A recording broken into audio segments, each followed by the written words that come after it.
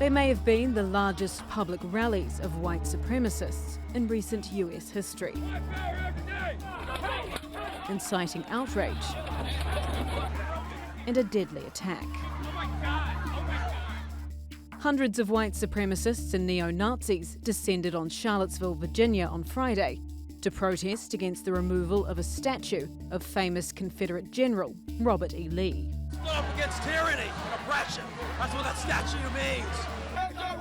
They gathered again on Saturday and were met by counter-demonstrations, leading to violent clashes. Several people were injured, and one woman was killed after a man rammed his car into a crowd of counter-protesters. The governor of Virginia declared a state of emergency. And I have a message to all the white supremacists and the Nazis who came into Charlottesville today. Go home. You are not wanted in this great Commonwealth. Shame on you. You pretend that you're patriots, but you are anything but a patriot. White supremacist rally organiser Jason Kessler also condemned the violence, but blamed police for failing to ensure they were able to exercise their First Amendment right to protest in peace. The hate that you hear around you, that is the anti-white hate that fueled what happened yesterday. For many people, the event signified a resurgence of violent racist sentiment, now being displayed en masse, in the open, and some argue without official censure.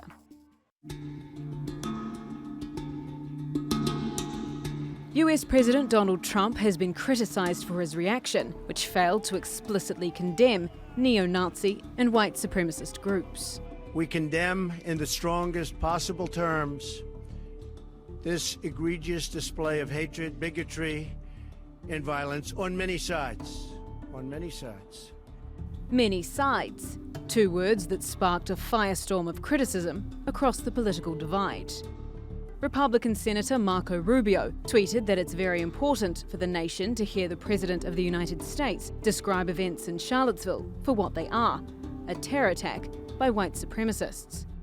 While Senator Cory Gardner tweeted a message to the President that we must call evil by its name. These were white supremacists, and this was domestic terrorism.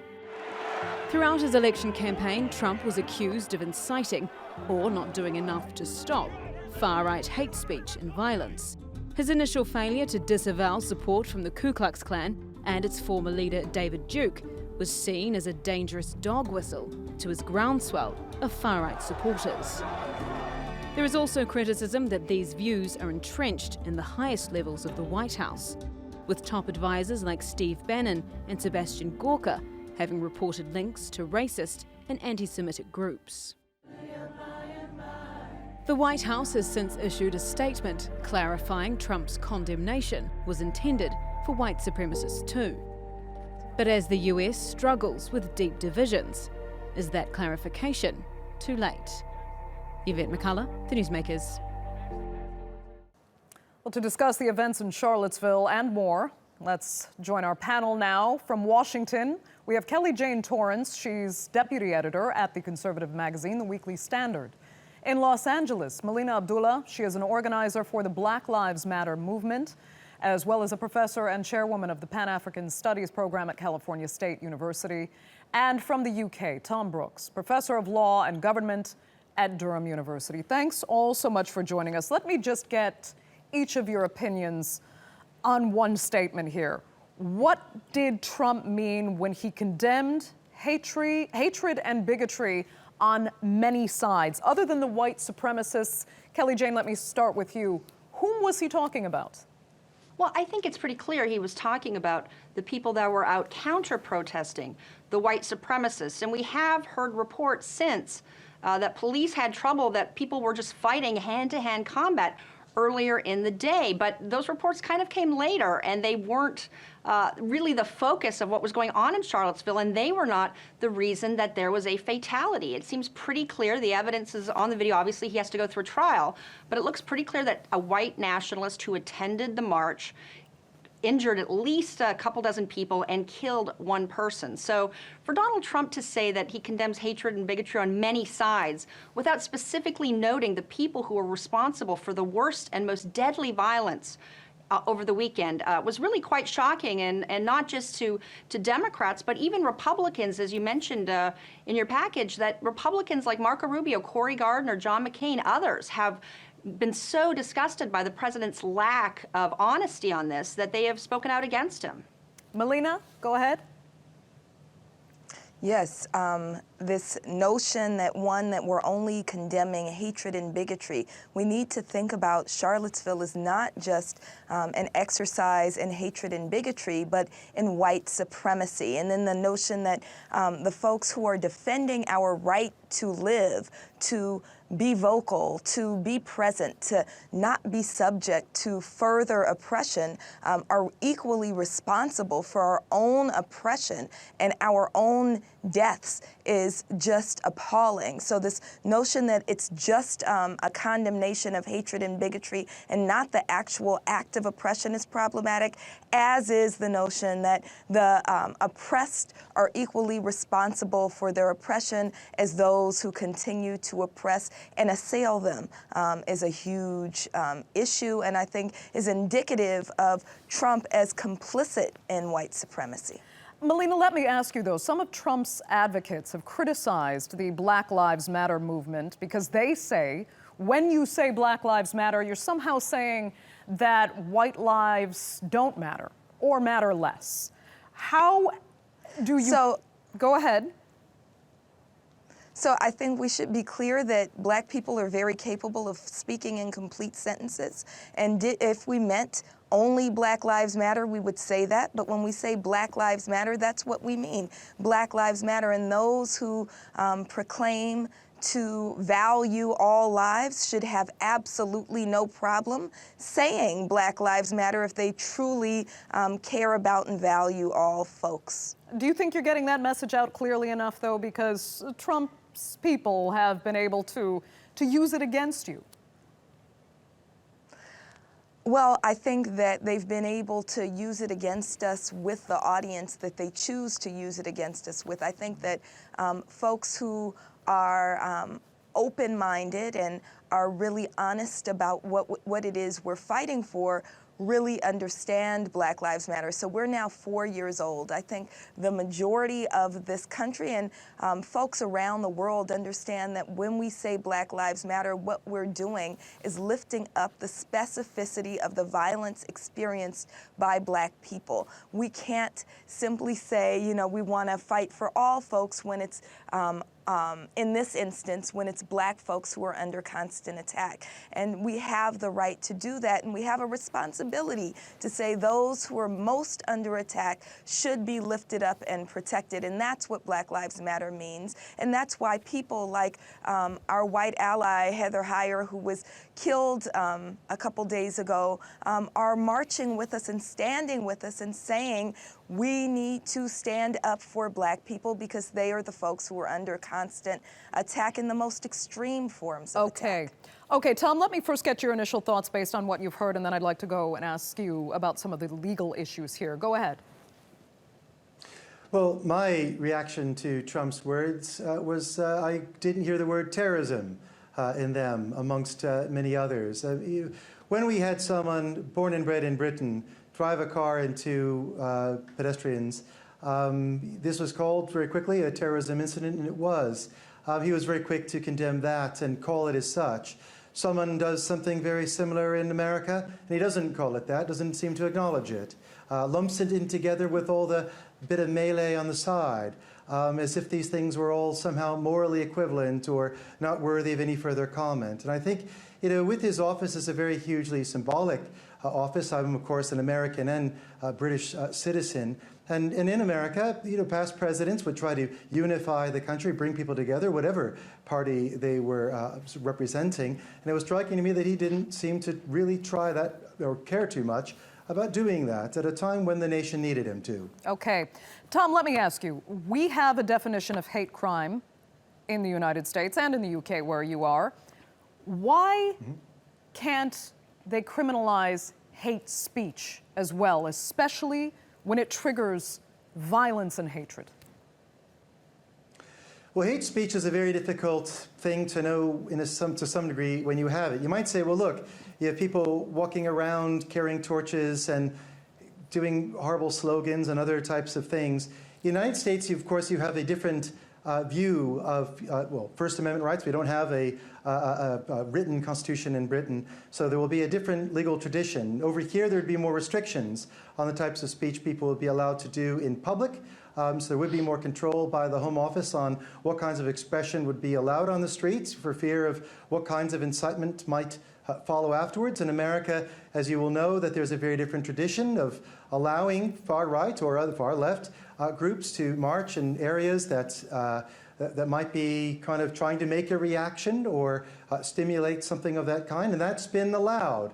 I think that the issue here is not so much people being allowed to exercise First Amendment rights to say that they don't like certain things or would like the world a different way. I think that's all right to some degree. I think the issue here is when it boils into violence, when people get behind their vehicles and start driving into people who are not like them. I think that's when there's a real turning point, and it shouldn't be just seen as murder. It was something much worse than that. Okay. And those who have tried to willfully incite others, I think that is something that should be prosecuted. Okay, Kelly Jane, let me see what page you're on there. Should the U.S. criminalize hate speech?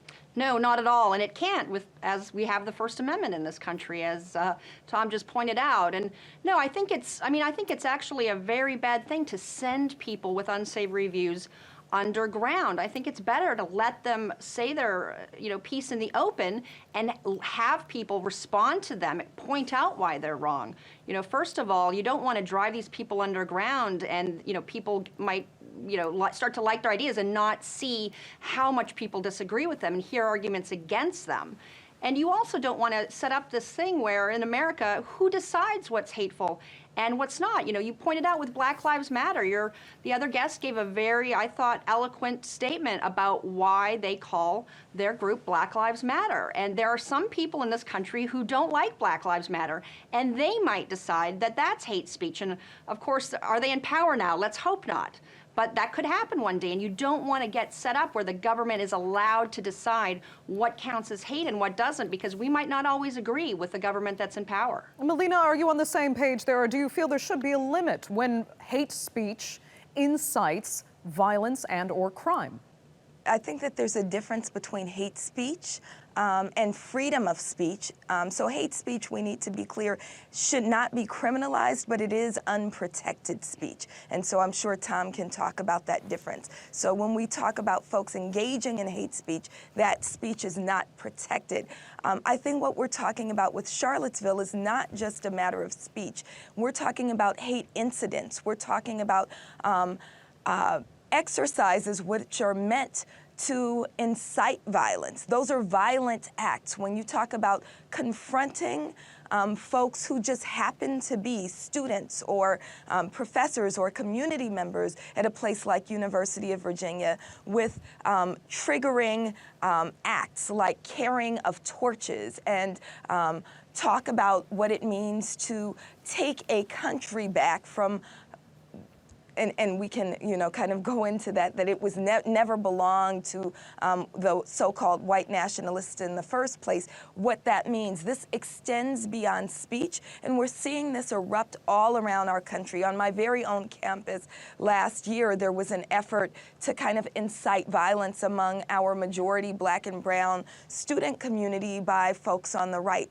The alt-right who showed up on our campus. So this is not just a matter of speech. This is a matter of inciting violence, of engaging in ways that are harmful. And when we talk about speech, yes, the First Amendment is a hugely important part of American culture and of who we are as the United States. At the same time, it does not trump no pun intended, the safety of our people. And so when we talk about folks really not just expressing their views, but attacking with words and with action people, then that goes beyond hate speech, that goes beyond freedom of speech.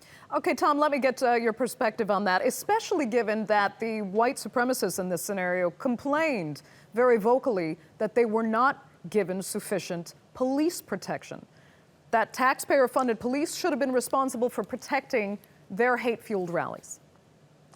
Yeah, well, I think everything that the last commentator said was, well, the last two have said, I agree with the substantive points about the First Amendment. Of course, not only is hate speech unprotected speech, but it's also the case that a freedom of speech is not a freedom to say anything, anywhere, anytime, as you like. There are limits to what can be said and in a sense, what you can be protected for saying as well. Shouting fire in a crowded theater when there is no fire is something for which you can get into an awful lot of trouble, both in America and over here in Britain, rightly so.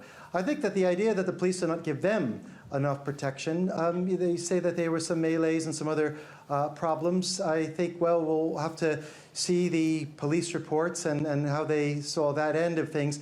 I think to blame the police for, I don't know, I mean, the white supremacists seem to be very worried about the protection of their people and their rally, and not so worried about the truck or vehicle driven by one of their supporters into their opponents, and, you know, what the police did or did not do about that. I don't think the issue here really was about the police not doing enough. I think that people who were doing this march were out to cause a stir. They really did cause one. They wanted to get people riled up and make a statement and send out a message to the world. They certainly have done that and deeply embarrassed America from outside America, I can tell you, in the process. Okay, well, let me bring in another issue here. If the police, perhaps in the law, can't do much right now to curb this kind of hate speech, there are now activists online that are trying to identify those who took part in that white supremacist rally by, in a sense, naming and shaming. So one of the Twitter handles used was called "Yes, You're Racist." And in this case, it identified this man, we can see him there, as Cole White, whose employer apparently sacked him after seeing this tweet that we're seeing on screen. Tweets also outed this University of Nevada student. The school issued a statement there saying it won't be divided by hateful language and violence. And the Twitter account is asking if anyone goes to school with this man, whom we're seeing on screen. Kelly, Jane, let me ask you, I know you've seen these tweets. Do you think that's the approach, the right approach here? People need to take this into their own hands, speak up for what's right, and this naming and shaming using social media could be one way to do it. Well, it's certainly been effective, and you know, it's really quite amusing. The University of Nevada student, I read an interview with him in which he was saying, "Oh, I'm not the angry racist it looks like I am in the photo." And of course, it's, you know, his comments were ridiculous. And, you know, if he really believes in what he believes, he's willing to go to a rally and you know, hold a torch and yell out those things, and he should be willing to be identified publicly. I mean, this wasn't a private meeting by any stretch of the imagination, and they were purposely looking for media coverage. I mean, that's the sad thing about all this is, you know, in a way they got what they wanted in that, hey, we're talking about these people. But no, I think there's nothing wrong with naming and shaming people. And if, you know, if they live in a state that has right to work laws and their employer can fire them for whatever reason, then that's what they're going to have to think about. And I think it's good that we're showing that this is not acceptable conversation for younger people, for people who might not realize, hey, they might be attracted to some of these ideas for whatever reason, and they need to see that, hey, you know what, the vast majority of Americans do not consider this acceptable, and you better think about why you support this kind of thing if you're thinking about it. Right, and I'd like to finish with the words then of Republican Senator Orrin Hatch, who had originally made news for giving Trump a pass when he wouldn't reject support from former Klan leader David Duke. But then he tweeted, "We should call evil by its name. My brother didn't give his life fighting Hitler for Nazi ideas to go unchallenged here at home." Melina, is that what you want to hear from our leaders in the United States regarding this kind of hateful speech and rallies? Yes, that's the rhetoric. That's definitely along the lines of the rhetoric that we want to hear, but we also want to have action. So it's wonderful that people are stepping up and saying that this is not what we want to be associated with, but we also want action. We want folks to understand that when we talk about the climate, the political climate that's empowered these white supremacists, we have to undo it. We have to say that, you know, we understand that Trump having people like Steve Bannon in the White House and Gorka in the White House have empowered folks. David Duke's own words are that Trump is in because we voted him in. He is our president. That's the sentiment held by these white supremacists. And so we want action. We want, if Sessions is going to go around and say, you know, we need to use stronger language, we want to see prosecutions of folks who engage in white supremacist domestic terrorism. We want to see them charged. We want to see the safety of people valued ahead of hate speech, which is not protected speech. We want to see action beyond rhetoric. Okay, Melina Abdullah, I will have to give you the last word because very unfortunately we're out of time. But thank you all so much for joining us. Kelly Jane Torrance there from DC, Tom Brooks from the UK. Thanks for being on this edition of the Newsmakers.